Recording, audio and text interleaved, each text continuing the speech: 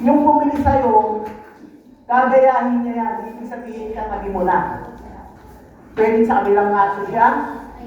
Ngayon, kung sa'yo siya nakakulay, automatic, kada 4 days niya, automatic may income ka. Kasi nga, downline siya. Doon papasok yung MLM marketing. Yes! From traditional business. Kasi traditional business yan eh. Kaya, ganun din ang mangyayari. The more na dumadami, no? Yung gustong bumaya sa'yo, nagduduplicate, lumalaki yung income mo. Ganon din to. No? Yung nag-franchise lang sa'yo, or nagustuhan yung ginagawa mo, dinuplicate siya, tapos ito, medyo may pera, nag-duplicate, may kita ka dun sa kanya. Okay? Ngayon, ito yung isang example. Like for example, yung bata. Ano pangalan mo? Oh? Aileen. Aileen. Like for example, ito yung pwesto ni Aileen. Nakakabenta siya sa loob ng isang buwan, 1,000 cups. 1,000 cups. Sino mama mo? Sakto po. Erlinda. Erlinda. Kung nakaka 1,000 cups po yung anak mo dito sa kanyang pwesto kahit sa bahay lang, or kahit malapit na sa bahay nyo. Kung ako, nagustuhan ko, kasi nga malakas eh, tama? Yes. Mag-join ako, o ipa-franchise ko yung lugar mo, yung pwesto mo. Pero, ang gusto ko, etong pwesto mo. Papayag ka? Papayag ka, ma'am? Ikaw, papayag ka? Hindi. Hindi. Ikaw, yung nanay, papayag? Ikaw, Miss Marieta, papayag ka kung sa'yo to? Ako, mali, sa'yo to. Nagustuhan ko to kasi nagwa 1,000 cups ka eh. Gusto ko, papapunta ko sa'yo, tama? Pero gusto ko yung pwesto mo. Papayag ka? Ha? Ha? Ayaw ka eh. Member mo kasi kayo Yes? pa rin. Kasi pag naubos ang ano. Yes? Dapat po pumayag kayo. Kasi nandun na yung time, ito nandun na yung time na habang tulog ka, 24 hours ako din na trabaho sa pwesto mo, kumikita ka sa akin. Ayun yung network marketing. Kahit tulog ka, kumikita ka sa ginagawa ng mga nag-franchise sa'yo. Tama. Hindi mo siya competitor. Ang gawin mo lang, magiging ka lang ibang area na palakihin mo. Wala kasing competition. Kaya doon na pumapasok sa franchise, your franchise sa yes. Siyempre hindi ako mag-franchise sa'yo hanggang hindi mo pinapinin ng video call. Kasi yun yung way niya para makakuha ng product. Hindi naman siya makapagawa dito na wala siyang application form. Yun yung way. Yan gagawin nyo, asarapan nyo talaga. Yes. Yes. Ganun na yung sinasabi nila. Market strategy ito actually. No? Kung nahihirapan tayo magbenta ng per bag. Nakita nyo may pinita natin, malaking produkto yan, malaking finish yan. Okay, promotion status. Mapupromote ka rin. Then, 100% qualified yes point. Dapat ano talaga. Okay, sample. Ito yung sample competition. Makikita ko natin. 12,192 yung TV. Sir, masyadong malaki. Sabi ng babae kanina, may 10,000 lang daw siya. Pwede na, di ba? Kasi yung unang franchise mo, yung sarili mo, yung sporties mo, 8,318. Sabi ko nga, pag naubos, mag-repeat purchase. Okay, pag nag-repeat purchase, ito na ang movies dyan. May income ka na kay CSL na 609. Then, sa pangatlo, nag-repeat purchase ka. Ayan po yung total na magiging income mo kay CSL. 609 plus 406, meron kang 1,000. Pero kung 26,000, no, binuo mo, no, tatlong units, ito na kagad yung ROI mo, 1,625. Ayan yung sinasabi ko, hindi ka pa nag-recruit, yung bonus mo, automatic, nasa 40% ka. Kasi bakit 40%? 15, 15, and 40. At 15, 15, and 10. Kaya, 40%. Personal ka lang. 3 units. Okay? Wala pa pong nare-recruit. Hello? Ngayon, ayan. 40% yan, mga bago. Kaya ganyan po kalaki yung bonus mo sa IOC. Kaya sa mga baguhan, mas malaki ang bonus kagad. No? 40% kagad. Ang tanong, ito po, paano kung nag-report mo ng nag-report sa sarili mo, automatic po yan, 25% kada isang unit mo. Ibig sabihin, nandun ka na sa star agent position pagdating sa release. Hindi ka pa nagtulungan. Pero 25% ka. Ito yung sinasabi ko, no? Hindi mo na kailangan agad pag-ilisip. Kasi yung iba nag-pay ito pag pinag-release natin eh. Tama? At least ito unti-unti eh. Ngayon, pag na-promotion sa agent, automatic 25%. Ito po i-transfer sa 25 sa SIAC. Nakuha? Kasi ito yung starting point niya lang para masustain yung goal niya sa 25%. Ngayon, pag ito SIAC ulit. Okay, at least kapag 6,000 bili siya, 25% qualified. Hindi naman mawawala yung SIM ninyo eh. Paano nyo lang laruin yung inyong negosyo? Sabi ko nga, kapag wala pang icing ang isang cake, ang tawag, ano? Shipon cake.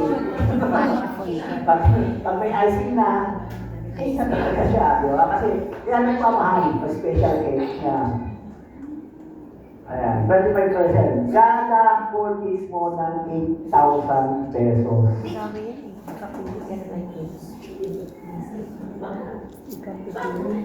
Ayan. Kahit pa ulit-ulit yan, yan lang ang ginagawa mo sa isang buwan, nakasabong purchase ka, magkano magiging bonus mo? Sa 10, meron kang 10,016 pesos personal. Eh ngayon, hirap na hirap tayo sa 10,000 bonus. Tama? So ganyan, sa nalampas booking process ang gagawin mo. Paulit-ulit ka lang. Kaya yan sinasabi ko sa inyo, paano pag magkaroon tayo ng prospects na negosyante? Okay, yun lang. Ganit lang yan. Sa loob ng isang lingkod, mga 2 beses siya. In 1 month, almost 10 na rin. Kaya, at least yung member natin na negosyante, talagang kikita sa sarili niya. Ito na ang good news dyan. Ayan. Pag may pag-member na sa kanya. Ayan. Kasi nga, nagustuhan yung lang mo, gusto niya kaya i-duplicate yung presto mo, ito na. Ito yung kita, unang kita mo sa iyong first member. 1,219. Eh paano kung meron kang 10? Meron kang 12,192. Wala pa dyan yung sarili mo. Ayan po yung sa mga mag-duplicate sa ginagawa mo. Kasi po, yung mga yan, from 3 units po onwards, ito po yung magiging member nyo sa DSN. Kada isa, first unit lang yan, first level. Ito po yung magiging income hanggang 11. Si 2, nag-franchise kay 1, ito yung magiging income mo kay 2. Si 3, nakakunan kay 2, hanggang 9, ayun magiging income mo. Si 10, nakakunan kay 9, ito po yung magiging income mo kay 10. At si 11, Ayan po yung magiging income mo kay 11. Eh, paano naman yung 12 onwards? Ito po yung 1.5 profit sharing. Kailan matatanggap mo yan? Every 6 months po. Ngayon, dahil continuous naman yung mga member mo na paulit-ulit na bumibili, no? Automatic tatanggap ka rin po every month ng 1.5 profit sharing. Kaya mas malaki yung naging bonus. Kaya kung nakita nyo kanina, yung purchase, yung 3 member, dahil yung isang member, 30 days, no? Halos araw-araw, bumibili siya. Kaya 30 units every month. Isang tao lang yun. Eh kaso 3 tao yun di ba? Kaya yun, aabot ng 200 plus ang bonus mo for the IOC income. Kaya yan, kung may ganyan ka ng bonus, hindi na tayo mahihirapan sa pang 3,000 PPP natin. At mapipili talaga natin yung tunay na negosyo. Ito po yung percentage niya. Kita niyo po, no? Hindi ka pa diamond. Kung nag-spread, automatic, kung 10 tao lang po yung nag-franchise sa'yo. No? Kung may 3 units ka, every 40 nila, ito po yung magiging income mo.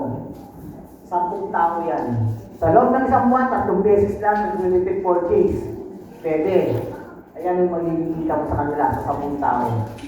Kaya may total na 26,416.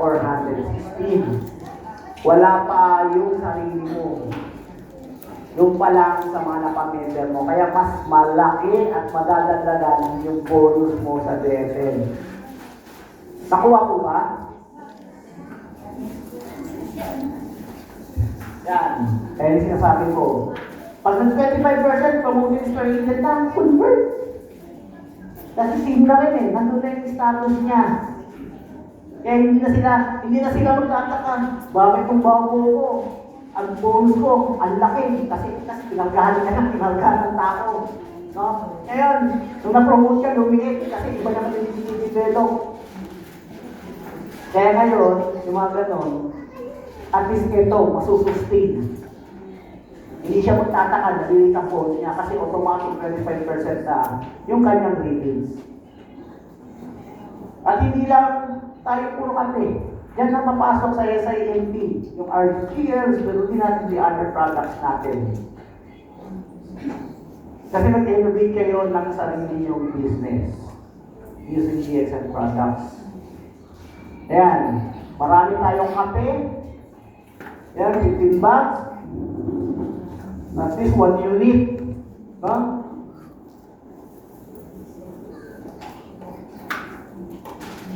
Ayan, line swing, pwede rin.